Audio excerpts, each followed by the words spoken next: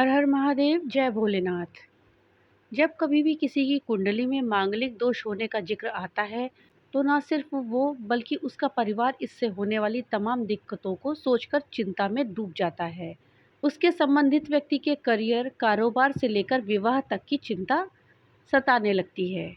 ऐसे में सवाल उठता है कि क्या यह मांगलिक योग हमेशा आदमी के जीवन में खलल डालने का ही काम करता है, या फिर इंसान के सुख और सौभाग्य का भी कारण बनता है। कुंडली में स्थित मांगलिक योग होने पर इंसान को किन चीज़ों का ख्याल रखना चाहिए, और क्या है इससे जुड़े हुए दोष को दूर करने के अचूक उपाय। तो चलिए हम इस बारे में जानते हैं। इस जानकारी के लिए वीडियो को लास्ट तक देखिएगा। वीडियो अच्छी लगे तो लाइक और ज़्यादा से ज़्यादा शेयर करिएगा। और हाँ, अगर चैनल पे नए आए हैं तो चैनल को सब्सक्राइब करना मत भूलिएगा, और अपने विचार हमें कमेंट बॉक्स में लिख करके ज़रूर बताइएगा। तो चलिए जानते हैं, क्या मांगलिक योग हमेशा खराब होता है या इसमें कुछ अच्छाई भी है। ज्योतिष के अनुसार किसी भी व्यक्ति की कुंडली में स्थित मांगलिक योग हमेशा कष्टों का कारण नहीं बनता है। अगर मांगलिक योग के साथ मंगल उच्च राशि का है तो जीवन को वैभवशाली और सुखदपूर्ण बना देता है। मांगलिक योग वाले लोगों में नेतृत्व की क्षमता होती है और उनका व्यक्तित्व बहुत ही प्रभावशाली होता है। ज्योतिष के अनुसार जन्म कुंडली में 8वां भाव आयु का होता है। इस भाव में उच्च राशि का मंगल उपस्थित होने पर व्यक्ति की पूर्ण आयु निरोग और दुर्घटनाओं रहित होती है। यदि कोई विपदा आए भी तो व्यक्ति आसानी से उससे बच निकलता है। इस प्रकार 12वां भाव व्यय व मुक्ति का होता है। ज्योतिष के अनुसार यदि चौथे भाव में स्वराशि मेष, वृश्चिक, उच्च राशि मकर या मित्र राशि सिंह, धनु, मीन का मंगल है, तो ऐसे लोगों को जीवन में कभी सुख की कमी नहीं होती है। ऐसे बच्चों को माँ से अधिक प्यार और सुख मिलता है। ऐसे लोगों को अचानक धन की प्राप्ति होती है। ननिहाल की ओर से आर्थिक सुख प्राप्त होता है।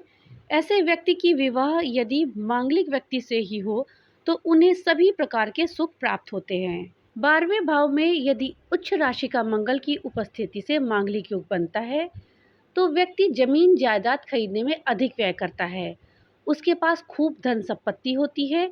ऐसे लोग फालतू खर्च नहीं करते हैं। अब आइए दोस्तों जानते हैं कि कुंडली में मांगलिक योग कब दिक्कत देता है। ज्योतिष के अनुसार अगर चौथे भाव में नीच राशि का मंगल हो तो व्यक्ति को माँ के कारण या माँ को उस व्यक्ति के कारण कष्ट झेलना पड़ सकता है। ऐसे व्यक्ति की अपनी माँ से कम पटरी खाती है। माँ का स्वभाव खराब या माँ के स्वास्थ्य पर भी प्रतिकूल प्रभाव पड़ता है। जीवन में सुख की कमी रहती है। अचानक धन की हानि भी हो सकती है।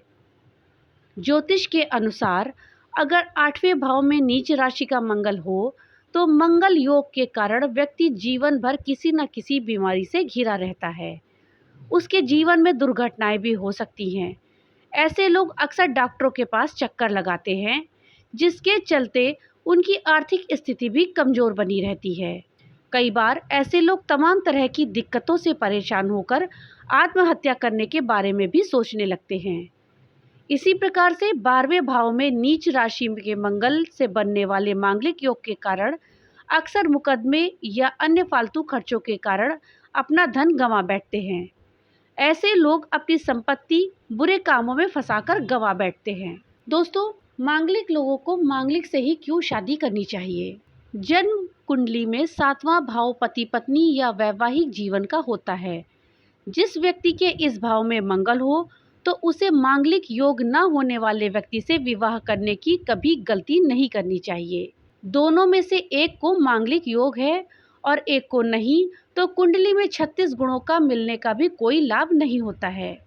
जबकि कुंडली में गुण कम मिलने पर दोनों मांगलिक योग हो तो उनका जीवन सुखमय बना रहता है। अर्थात लड़का लड़की दोनों अगर मांगलिक होंगे तो उनका जीवन सुखमय बना रहेगा।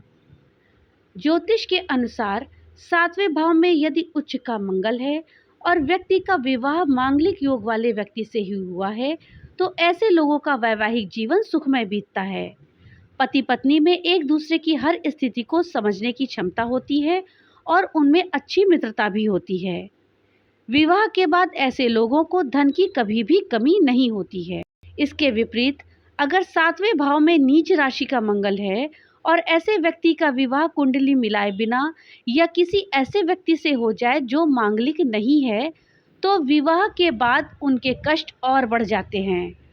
उन्हें संतान की प्राप्ति में दिक्कत हो सकती है। पति और पत्नी एक दूसरे पर शक करते हैं। उनका वैवाहिक जीवन नर्क के समान हो जाता है। दोस्तों, ये तो थी जानकारी मांगलिक योग के शुभ या अशुभ होने के विषय में। और अब आइए जानते हैं कि अगर मांगलिक योग है तो उससे बचने के क्या उपाय हैं, किन उपायों को करके हम मांगलिक योग को कम कर सकते हैं और जीवन में मांगलिक योग के कारण होने वाली दिक्कतों से बच सकते हैं। दोस्तों, अगर आप मांगलिक हैं तो आप ये अचूक उपाय करें। ऐसा करने से आपका जो मंगल दोष है वो दूर हो जाता है या कम हो जाता है। ज्योतिष के अनुसार यदि किसी की कुंडली में मांगलिक योग हो तो उसे हनुमान जी की सेवा करनी चाहिए। मांगलिक योग में यदि उच्च का मंगल है तो हनुमान जी की सेवा से इसके फल और अधिक शुभ हो जाते हैं। वही मांगलिक योग में नीच का मंगल है तो अगर हनुमान जी की सेवा की जाए तो नकारात्मक प्रभाव कम हो जाते हैं। ऐसे में मांगलिक योग वाले व्यक्ति को हर मंगलवार को विधि विधान के साथ हनुमान जी की सेवा अवश्य करनी चाहिए। ऐसा करने से मंगल दोष जो कुंडली में होता है वो कम हो जाता है या खत्म हो जाता है और व्यक्ति पर उसका विपरीत प्रभाव कम पड़ता है। तो दोस्तों, ये थी जानकारी। अगर आपकी कुंडली में मांगलिक दोष है तो कब वो शुभ रहता है और वो कब अशुभ होता है, अर्थात हमेशा खराब नहीं होता है मांगलिक योग। और अगर आपकी कुंडली में मांगलिक दोष है तो उससे आप बचने के लिए क्या उपाय करें। भगवान भोलेनाथ की कृपा आप सब पर बनी रहे। तो मिलते हैं अगली नई वीडियो के साथ। तब तक के लिए राधे राधे।